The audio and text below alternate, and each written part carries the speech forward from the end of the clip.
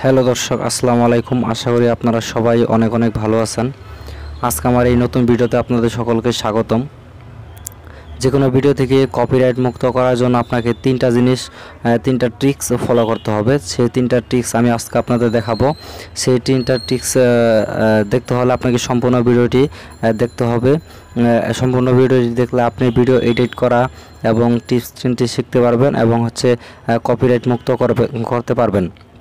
Facebook পেজে upload করলে কখনোই কপিরাইট আসবে না। তো আপনাকে যা যা করতে হবে তা হচ্ছে আপনাকে কাইনমাস্টার অ্যাপ ডাউনলোড করতে হবে এবং সেখানে যে কোনো একটা মুভি ক্লিপ বা যে কোনো ক্লিপ এনে এডিট করার জন্য আপনাকে যা করতে হবে সেটা হচ্ছে আপনাকে অবশ্যই কাইনমাস্টার অ্যাপসে ওই ভিডিওটি আনতে হবে। আনার পর এখানে লেয়ারে চাপ দেবেন। চাপ দেওয়ার পর এখান থেকে ভিডিওর প্রথম নাম্বার টিপস হচ্ছে ভিডিওর প্রথম অংশ এবং লাস্ট অংশ কেটে দেওয়া। তো আমি এখান থেকে প্রথম অংশ কেটে দিচ্ছি। প্রথম অংশ কেটে দিলাম। তারপর ভিডিও লাস্ট অংশে গিয়ে লাস্ট অংশটুকু আমি কেটে দিলাম। কেটে দেওয়ার পর আপনাকে যা করতে হবে, আবার ভিডিওতে চাপ দিতে হবে, লেয়ারে চাপ দিতে হবে। দেওয়ার পর এখান থেকে দেখেন এই মিক্সার নামক একটা অপশন আছে, এটাতে চাপ দিতে হবে। চাপ দেওয়ার পর এখান থেকে সাউন্ড কিছুটা কমিয়ে বাড়িয়ে নিতে হবে। তো আমি এখান থেকে কিছু কমিয়ে নিচ্ছি। কমিয়ে নেওয়ার পর এখান থেকে আপনাকে আবার বেগে আসতে হবে। আসার পর এখান থেকে আপনাকে স্পিড নামক এই অপশনটি চাপ দিতে হবে। চাপ দিয়ে এখান থেকে কিছু 1 স্পিড বাড়িয়ে নেবেন যাতে কপিরাইট না আসে। তো আমি এখান থেকে বাড়িয়ে নিচ্ছি। তো হচ্ছে টিপস নাম্বার 1। আর টিপস নাম্বার 2 হচ্ছে এখান থেকে এখানে দেখুন ভিডিওতে প্যান অ্যান্ড জুম নামক একটি অপশন আছে, এখানে চাপ দেবেন। চাপ দিয়ে এখানে একটা অপশন আছে, এটাতে চাপ দেবেন।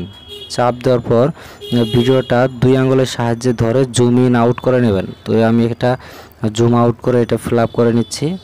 নেওয়ার পর এখান থেকে বেগে চলে আসছি। আসার পর এখান থেকে দেখেন রোটেট নামক একটা অপশন আছে, এটাতে চাপ দেবেন। এটাতে চাপ দিলে ভিডিওটা উল্টে দিতে পারবেন। ভিডিওটা উল্টে দিলে ফেসবুক কখনো আপনার ভিডিওতে কপিরাইট দিতে পারবে না।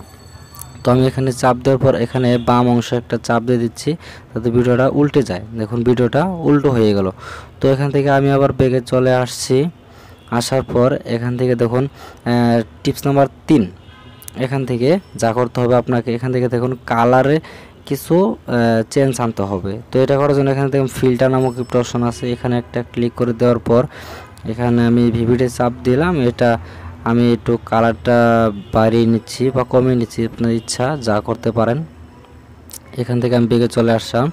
আসার পর এখানে অ্যাডজাস্টমেন্ট নামক একটা অপশন আছে, এটাতে চাপ দেবেন। দেওয়ার পর এখান থেকে আমি লাইটটা হালকা একটু বাড়িয়ে নিচ্ছি এবং এটার কালারটা একটু উজ্জ্বল করে নিচ্ছি। তারপর এখান থেকে বেগে চলে আসবেন।